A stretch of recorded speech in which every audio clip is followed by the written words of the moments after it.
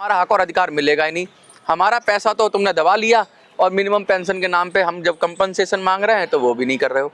और minimum pension में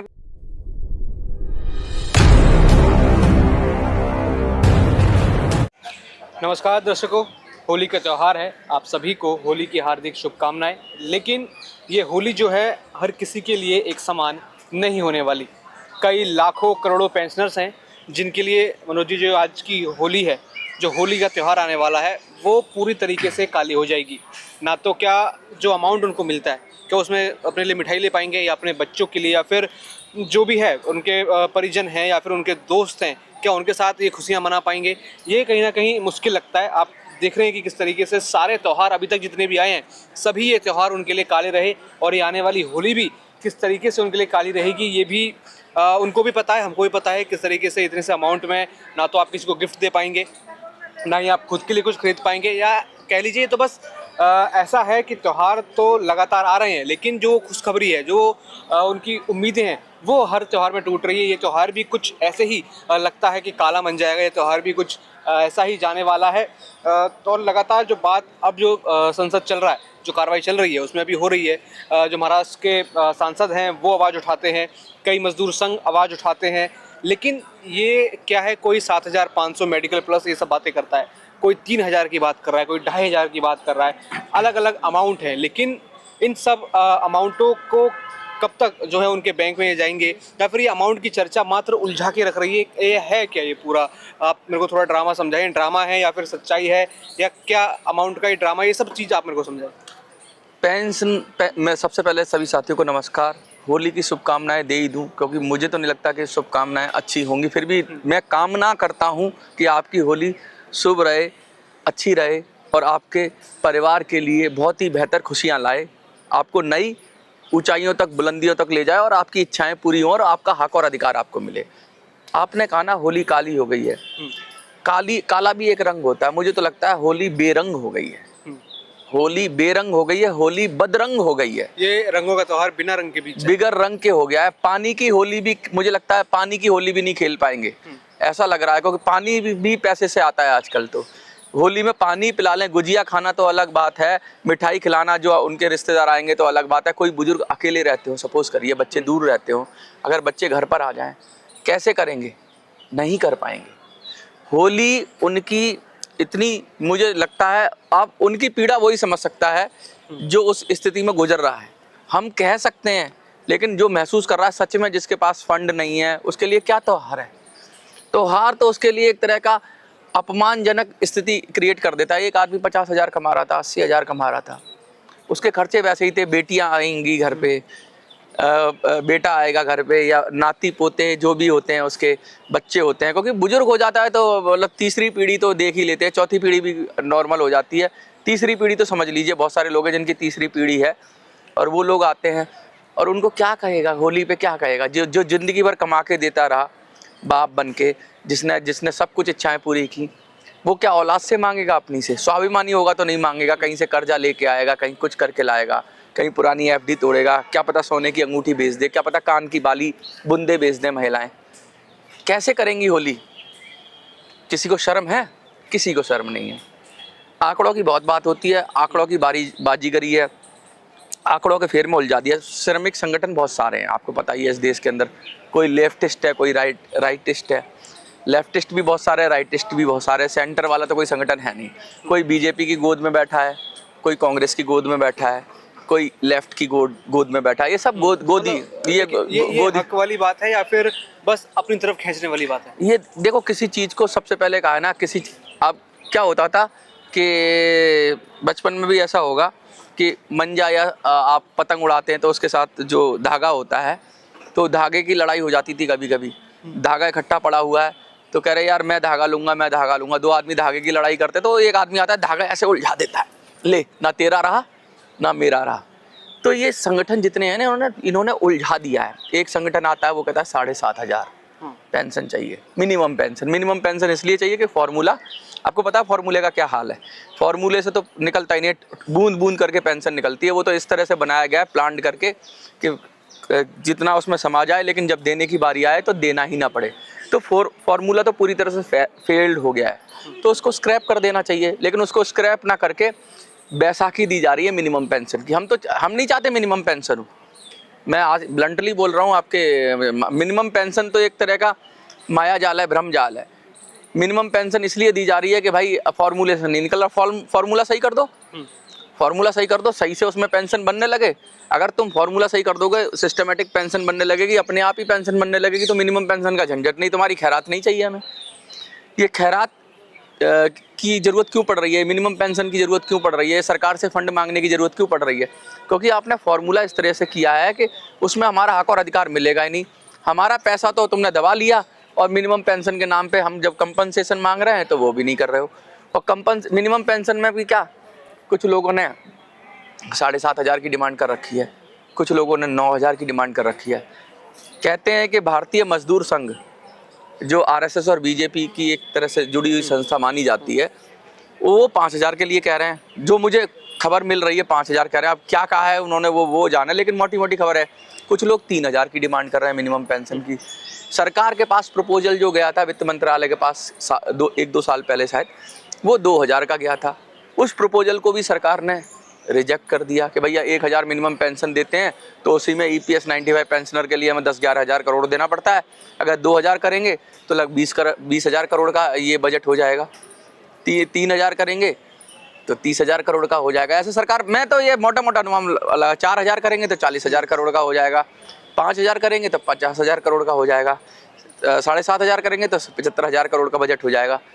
तो सरकार के पास अगर EPFO के पास अगर 25 लाख करोड़ रुपया है, उसने इन्वेस्ट किया हुआ है, मैं कहता हूँ पेंशन के मद में ये मान लो कि 10 से 15 लाख करोड़ है, 10 लाख करोड़ भी है, और उसकी अगर ब्याज उसको साल में 8% मिलती है, 8% के करीब मिलती है, मोटी मोटी ये मान लोगे तो कितना हो गया, 80,000 करोड़ हो गया 10% के हिसाब से। मतलब अगर 8% के हिसाब से 80,000 करोड़ हो गया, और 10% का 1 लाख करोड़ हो गया, तो ये तो 75,000 करोड़ ही हुआ ना जो सरकार की तरफ से। तो ब्याज से भी मोटा मोटा, या कोई अगर थोड़ा सा भी मैथमेटिक्स जानता है तो मोटा मोटा भी अनुमान लगाए तो ब्याज से भी बहुत पैसा आ जा सकता है। ब्याज आती है। दूसरा क्या आता है, लगातार पैसा EPS 95 के फंड में भी आ रहा है। फंड में आने का मतलब क्या है कि लोग कंट्रीब्यूट भी तो कर रहे हैं। 7 करोड़ लोग पैसा लगातार जमा कर रहे हैं। और ये पैसा कौन जमा करता है? ये पैसा एम्प्लॉयर जमा करता है। 8.33 का एम्प्लॉयर उसमें फंड में कंट्रीब्यूट करता है, 3.67 शायद है उसके अंदर, PF के अंदर। तो एक बहुत बड़ा हिस्सा, कितना आप समझ लो कि जितना भी पैसा है, अगर 12 रुपया है तो 12 रुपया में से लगभग 9 रुपया पेंशन में चला जाता है। तो कितना बड़ा अमाउंट जा रहा है उसकी भविष्य निधि में। और भविष्य क्या है उसका? भविष्य तो ऐसा है कि शायद अगर वो लेमन जूस भी खरीदना चाहे तो उसमें भी बांधे पड़ जाएंगे। बड़ा पाव खाना चाहे तो उसमें भी शायद लगता है कि अपना मियाँ बीबी हैं तो किसी अच्छी दुकान पे जाके बड़ा पाव नहीं खा सकते, मोबाइल रिचार्ज नहीं करा सकते। ये भविष्य है पेंशनर का। ये भविष्य है कि पूरी ज़िंदगी पैसा देने के बाद आप इस पे हंसें या रोएं, पूरी ज़िंदगी पैसा देने के बाद पैसे के लिए मोहताज होगा। पैसा भी मिल रहा है कितना। ये योजना है सरकार की। और सरकार क्या कह रही है, हम ना इसको और विस्तारित करेंगे, हम असंगठित क्षेत्रों के लोगों का भी भविष्य सिक्योर करेंगे। अरे घंटा करोगे सिक्योर? मतलब सरकार ये चाह रही है EPFO और निकल ले पैसा। जो रेहड़ी पटरी वाले हैं ये भी अपना भविष्य इसी तरह सुरक्षित करो, फिर इसी तरह इनको बूंद बूंद करके फिर ये भी चिल्लाएंगे मिनिमम पेंशन दो महाराज, मोदी जी कहाँ हो आप, मिनिमम पेंशन दो। अरे भैया मेरे, माफ़ करो, ये चीज़ें एक्सेप्टेबल नहीं है, ये चीज़ें मानने योग्य नहीं है, और ये सरासर बदमाशी है। फॉर्मूला जिनने भी बनाया, जैसे भी बनाया, उसे सब पता था, उसे ये पता था। तो EPFO सिस्टमेटिक तरीके से जनता का पैसा, जो असंगठित क्षेत्र के तो छोड़ दो, अभी संगठित क्षेत्र हैं सरकार से अलावा, उन सब का पैसा हजम करने के लिए, डकारने के लिए एक मोटी संस्था हो गई। EPFO की सेहत बहुत अच्छी है। बाकी पेंशन कैसे भी रहेंगे। हाँ, 50 लाख करोड़ का देश का बजट होता है, 25 लाख करोड़ EPFO के निवेश है। निवेश में भी मैंने पिछले वीडियो में बताया था कि निवेश भी कहाँ पर है, सब सरकार के पास है ये पैसा।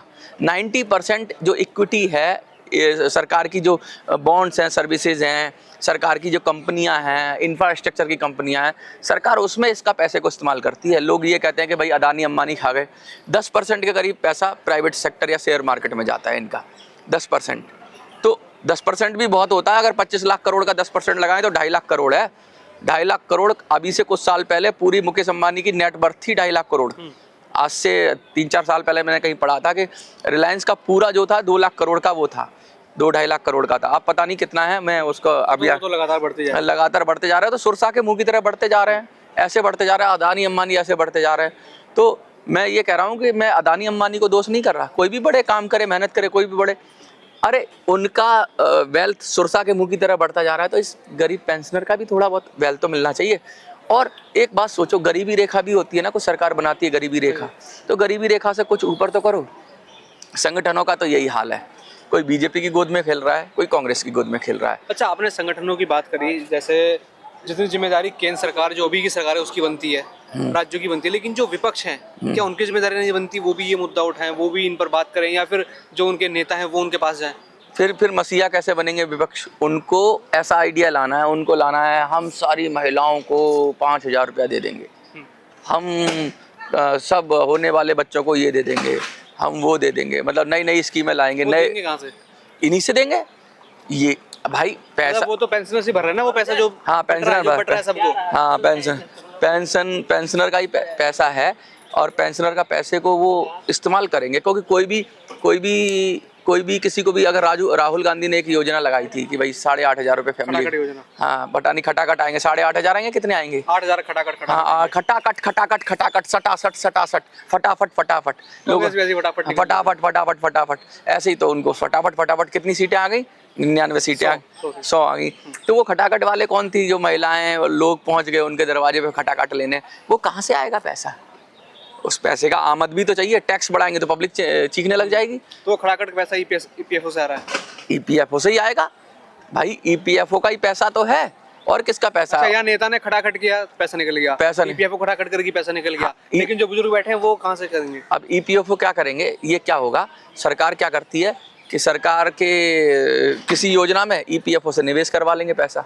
मैं ये नहीं कह रहा कि उसका पैसा सरकार खा लेती है, मैं ये भी नहीं कह रहा, लेकिन सरकार वो पैसा निकाल कर, क्योंकि उसे पता है यहाँ तो देना ही नहीं, अनक्लेम्ड हो जाएगा, बहुत सारा पैसा अनक्लेम्ड हो जाएगा, तो वो तो सरकार के बाप का। तो ईपीएफओ में बहुत सारा अनक्लेम्ड हो जाता है पैसा, बहुत कुछ देना ही नहीं, तो उन्हें पता है यहाँ देना तो है नहीं, ये सारा पैसा हमारे बाप का, हम जैसे चाहे खर्च करें, हम खटाखट करें, हम फटाफट करें, हम सटासट करें, हम झटाझट करें, हमें जो करना है करते जाएं। तो ये जो, और ये इनको और चाहिए, इनको और सेगमेंट चाहिए, इनको और सेगमेंट से मेरा मतलब है इनको वो भी चाहिए, रेहड़ी पटरी वाला, वो ऑटो वाला चाहिए, वो भी ईपीएफओ में आ जाए। एक ला रहे हैं यूनिवर्सल कुछ करके, मैं भूल गया नाम, अभी पिछली वीडियो में मैंने बताया था, एक ऐसी योजना ला रहे हैं। इनका दिमाग चल रहा है, आईएएस होते हैं ना, इनकी बुद्धि किस लिए चलती है कि ज़्यादा से ज़्यादा लोगों को लाएं, और उनको क्या डर दिखाएंगे। सबसे जो कमज़ोर आदमी होता है वो सोचता है यार बच्चे पता नहीं बुढ़ापे में सहारा बनेंगे नहीं बनेंगे, करेंगे नहीं करेंगे मदद।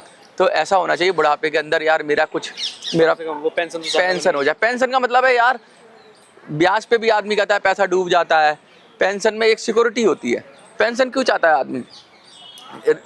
इंटरेस्ट कम मिले कोई बात नहीं, झंझट नहीं चाहता मैं ज़िंदगी में। मुझे तनख्वाह की तरह एक अमाउंट मिलता रहा है, कम मिलेगा तनख्वाह से, पेंशन का अमाउंट कम मिलता है तनख्वाह से, लेकिन वो मुझे मेरे जीवन भर किसी ने मेरी गारंटी ले ली। जैसे कि बच्चों को क्यों पढ़ाता है, बच्चों को पाल पोस कर कोई हिसाब रखता है उसका कि मैंने तुम पर कितना खर्चा किया, तुम्हारी एजुकेशन पे इतना खर्चा किया, तुम्हारे उस पर। उसका काम सिर्फ इतना होता है मैंने बच्चे पाले पोसे, तो एक उम्मीद है उनसे कि भाई मैं बुढ़ा हो जाऊंगा तो मेरे को प्यार से रखेंगे, मेरी दवाई की खर्चा जो भी है। बच्चे जितना होगा उसके पास, कोई ज़्यादा अमीर हो जाता है लेकिन वो करता है, अपनी इच्छा से करता है। यही सामाजिक संरचना है। इसमें ज़्यादा लेखा जोखा नहीं होता है, ज़्यादा हिसाब किताब नहीं होता, इसमें भाव देखा जाता है। एक बच्चे का भाव माँ बाप के लिए, माँ बाप बहुत गरीब हैं, सपोज करिए मैं बहुत गरीब हूँ, मैंने बच्चों को उतनी अच्छी तरह से खिलाया पिलाया नहीं है, फिर भी मेरे बच्चे मजबूत हो गए, बड़े अफसर बन गए, बड़े बिजनेसमैन बन गए, और मैं गरीब था, मैं साइकिल वाला था, मैं पंचर लगाने वाला था, मैं कुछ और था, लेकिन आज मेरे बच्चे बड़े पदों पर हैं या बड़े हो गए, मजबूत हो गए। तो वो ये थोड़ी ना कहेंगे कि तुमने तो कम इन्वेस्ट किया हमारे ऊपर और हम नहीं, वो तो हमें माँ बाप को वैसे ही पालेंगे जैसे पालना चाहिए, वैल्यू होनी चाहिए उसकी, जैसी वैल्यू होने मतलब उनको उससे हिसाब नहीं। इसी तरह पेंशनर ने अगर कम पैसा भी कंट्रीब्यूट किया, यही योजना तुम्हारा पैसा बड़ा कंट्रीब्यूट कम था। अरे पेंशन का मतलब क्या होता है, तुमने जो बताया, जो तुम हमारी क्षमता थी तुमने लिया, तुमने लिमिट बनाई 15,000 की, 15 आपको पता ना 15,000 डीए और उसको मिला के 15,000 की लिमिट बना रखी है। वो क्या लिमिट है कि इससे ज़्यादा तो आप कंट्रीब्यूट कर ही नहीं सकते। अब एम्प्लॉयर को ही कंट्रीब्यूट करना है, एम्प्लॉय को तो करना नहीं है, तो उसको भी सेफ गार्ड कर रहे हैं कि 15,000 से ज़्यादा आप कंट्रीब्यूशन 15,000 का वही 12% क्या कितना होता है वही आ जाएगा, 1200-1500 रुपया आ जाएगा मेरे हिसाब से। कुछ कैलकुलेशन होती है, कितना आता है वो देखना पड़ेगा, लेकिन उस पे ही 15,000 पे ही एक कैप लगा हुआ अपर कैप के, उससे ज़्यादा तो आप उसका 12% निकालना, उससे ज़्यादा तो दे नहीं सकते। लोग कह रहे हैं ये कैप बढ़ा दो, ये कैप बढ़ाने से भी सरकार का थोड़ी ना फायदा। वो एम्प्लॉयर है, जो व्यापारी है, वो बेचारा पहले ही अपना बिजनेस चला रहा होगा, हैं, उसका एक खर्चा और बढ़ जाएगा, तो सरकार के पेट में थोड़ी ना जाएगा। अगर बढ़ा भी देंगे कि भाई तो व्यापारी को देना है, उस बिजनेसमैन को देना है, तो ये भी देखना पड़ेगा कि बिजनेसमैन की लुटिया ही ना डूब जाए, उसका ही धंधा ना बंद हो जाए, उसकी खुद कंपनी डाउन चल रही होगी तो वो कैसे कर देगा उसको। तो सरकार को सब तरफ देखना पड़ता है, ये नहीं कि किसी को बढ़ाएंगे किसी को। तो वो जो कैप बढ़ाना है वो भी अलग एक इशू है, ठीक है। सरकार का क्या काम है, सरकार अपना कंट्रीब्यूशन बढ़ाए ना। सरकार 1 पॉइंट कितना देती है, 1.25% के करीब सरकार देती है, उसमें कहती है कि हम भी इसमें मदद कर रहे हैं। वो 1.25% दे के ना डेली दे के भेली ले लेती है, गुड़ की ढेली देकर और भेली ले ले, यानी पूरा पैसा। अगर सरकार कंट्रीब्यूट नहीं करती ना 1 पॉइंट समथिंग जो दे रही है सरकार, तो सरकार क्लेम भी नहीं कर पाती। और पेंशन की योजना तो ऐसी है कि भाई इसमें तो आपके पास कोई तरीका है नहीं। ये तो एक ऐसी शादी है, शादी में तलाक होता है, आपको पता है। आम शादी में अगर नहीं बने दोनों मियाँ बीवी में, तो उसका रास्ता है ना तलाक करने का रास्ता। EPS 95 से तलाक नहीं हो सकता। EPS 95 वो तो काली कूड़ी जैसी भी योजना है ना, काली कुबड़ी टेढ़ी मेढ़ी जैसी भी योजना है, वो पत्नी के रूप में आपके गले में पड़ गई और ज़िंदगी भर उसको लेना है। वो रोटी बना के दे, वो आपका पेट भरे, वो आपका साथ रहे, उस आपके साथ झगड़ा करे, कुछ करे, आपके पास दूसरी कोई योजना नहीं है। आप चाहो कि ये जो मेरा 12% का करीब का जो पैसा है, इसको निकाल के मैं कहीं और निवेश कर लूँ। मतलब आप कह रहे हैं कि दूसरी योजना होनी चाहिए कोई? अरे आदमी को स्वतंत्रता होनी चाहिए, उसका 12% है, ठीक है। जो उसका पैसा है, जो एम्प्लॉयर का पैसा है, जिसमें से आपने EPS को दे दिया, आपने कैसे कह दिया कि EPS कुछ वापस दे नहीं रहा है मेरे सिक्योरिटी में, मेरे भविष्य के लिए आप पैसा जमा कर रहे हो उस योजना में, और वो योजना आउटपुट नहीं दे पा रही, तो मुझे उस योजना से आज़ादी की, हम क्या चाहते हैं, आज़ादी है किससे? कोई कहता है मनुवाद से आज़ादी, कोई कहता है जाति पात से आज़ादी। हम कहते हैं हम क्या चाहते हैं, आज़ादी। तुम क्या दोगे आज़ादी? EPS 95 योजना से आज़ादी, और छीन के लेंगे आज़ादी। अब कैसे लेंगे छीन के आज़ादी? मांगने से नहीं मिलती है, छीन के तभी ले पाएंगे जब ये बुजुर्ग खड़े हो जाएंगे। अब बुजुर्गों खड़े होने के लिए क्या करें, इन्होंने इतना हेल्पलेस बना दिया। ये जितने भी सामाजिक संगठन है ना, इन्होंने बुजुर्गों को ये कह दिया कि हम लड़ लेंगे तुम्हारी लड़ाई, तुम चुपचाप बैठो।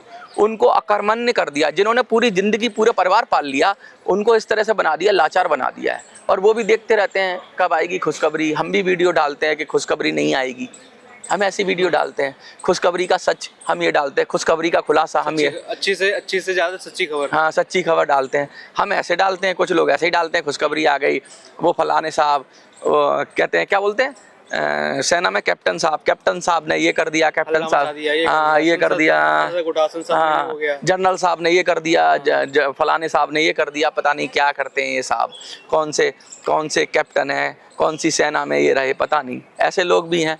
चलिए ये सब तो आपने बताई, लेकिन हाँ। जो खुशखबरी की बात हमने पिछली वीडियो में की थी, और हमने एक और बात की थी आपके ऐप को लेकर, उसके ऊपर क्या अपडेट है? हाँ ऐप मैं आपको बहुत खुशखबरी तो यही है कि प्ले स्टोर पे सोमवार तक मुझे लगता है ऐप के दर्शन हो जाएंगे आपको प्ले स्टोर से। मैं फिर उनसे कहना चाहता हूँ जिन्होंने ऐप डाउनलोड कर लिए, नए मेंबर बनाओ भाई, बढ़ नहीं रहे हैं। मैंने कहा मैं खुशखबरी देने वाला हूँ, लेकिन मेरे 1000 सदस्य पूरे नहीं हुए। 1000 आदमी जब तक मेरे ऐप पे पूरे नहीं होंगे, मैं खुशखबरी दूंगा, और बड़ी जानदार खुशखबरी दूंगा, और एक कदम आगे बढ़ने की खुशखबरी दूंगा, और पूरी योजना आगे बताऊंगा कि जल्दी ही कैसे पेंशन की तरफ हम मूव फॉरवर्ड करेंगे। और पेंशन नहीं मिलेगी ना, तब भी हम ले लेंगे पेंशन, कहीं ना कहीं से हम जुगाड़ कर लेंगे, फंड का इंतजाम कर लेंगे। EPS योजना स्क्रैप आउट करनी पड़े उसके लिए संघर्ष कर देंगे, कुछ भी कर देंगे। बहुत है यार हम, बस एकजुटता की बात है। मैं कह रहा हूँ एक दिन में एकजुट हो जाओ 1 करोड़ लोग, कल ही पेंशन मिल जाएगी। एकजुट होने वाली बात है, इकट्ठा होने वाली बात है, संगठित होने वाली बात है। और मैं होली पर हाथ जोड़कर अपील करता हूँ बुजुर्गों, मैं ये नहीं कहता कि आप मेरी बात, मैं थोड़ा कड़वा बोलता हूँ इसलिए बहुत सारे लोगों के, आप कहते हैं कि मनोज बहुत सारे लोगों की वो भी कर देते हो, कटाक्ष कर देते हो। बहुत सारे लोग कहते हैं, लोग आते हैं कमेंट में आके अपने अपने सेनापति का नारा लगाते हैं, हमारा नेता जिंदाबाद, हमारा कैप्टन जिंदाबाद। अरे भाई तुम्हारे कैप्टन ने क्या घुइया उखाड़ ली जो तुम्हारा कैप्टन जिंदाबाद? तुम्हारा कैप्टन तो आउट हो गया पहली बॉल पे ही, बार बार आउट हो रहा है, बार बार जीरो बना रहा है, फिर भी वो सेना का कैप्टन बना हुआ है। ऐसे कैप्टन का करोगे क्या? ऐसे कैप्टन का अचार डालोगे? ऐसे कैप्टन को हटाओ और खुद कैप्टन बन जाओ। आज मैं यही संदेश देना चाहता हूँ इस होली पे कि किसी कैप्टन के झांसे में मत आना, अपना कैप्टन खुद बनो, अपना मसीहा खुद बनो, अपनी लड़ाई खुद लड़ो और एक साथ आ जाओ, एक साथ आ जाओ और अपने विचार के साथ आओ, बस साथ आ जाओ, एक साथ जुड़ जाओ। मुझे थोड़ा बल दो, मैं कोशिश कर रहा हूँ एक साथ जोड़ने के लिए। नेतृत्व तो आप ही करोगे, मैं सिर्फ आपका एक तरीके से पैसिव में रहूँगा, पीछे रहूँगा। मैं सिर्फ आपको जोड़कर आपको आपकी शक्ति, हनुमान को शक्ति याद दिलाई थी ना जामवंत ने, मैं जामवंत के रोल में आना चाहता हूँ। जो सागर है ना वो आप ही को उड़कर लांघना है और आप लांघ लोगे। मैं शक्ति याद दिलाने की कोशिश कर रहा हूँ, उठो जागो और संघर्ष करो और जब तक मंजिल ना मिले रुको मत। बिल्कुल, यहाँ पे अब उठना पड़ेगा, जागना पड़ेगा और संघर्ष सभी पेंशनर्स को यहाँ पर करना पड़ेगा। और इस वीडियो पर आप कमेंट करें, जैसे कि इन्होंने कहा कि हम सब साथ हैं। अगर आप लोग हमारे साथ हैं, इस मुहिम के साथ हैं, तो कमेंट करें कि हम सब साथ हैं। ये सही है? हम सब साथ हैं कहें या यस लिखें, हाँ लिख दें, छोटे में हाँ भी लिख सकते हैं, यस भी लिख सकते हैं। हम सब साथ हैं, बहुत बल मिलेगा आपको। आपका कमेंट ना ऊर्जा देता है, कमेंट कम हो जाते हैं तो ऐसा लगता है कि शायद कुछ कम हो गया। और आप इनका मुद्दा, मैं दूसरे भी मुद्दे, आजकल तो बहुत सारे मुद्दे मेरे चैनल पे, आपके चैनल पे अलग अलग मुद्दे हैं। देखो हम पत्रकार हैं, हमारी मजबूरी आप समझो, हमें पूरे देश को देखना पड़ता है, हमें देश के हर वर्ग को देखना पड़ता है। लेकिन आप तो हमारे हृदय में हो। मैं इतना कह सकता हूँ, आपसे पत्रकारिता का रिश्ता नहीं है, आपसे बापू का रिश्ता है। आपको हम बापू कहते हैं, आपसे वही रिश्ता है जो हमारे पिता से रिश्ता है। बस इतना थोड़ा कहना बहुत है, इतना है बस। और वो पिता और पुत्र के रिश्ते में कोई आ नहीं सकता। बहुत बहुत धन्यवाद।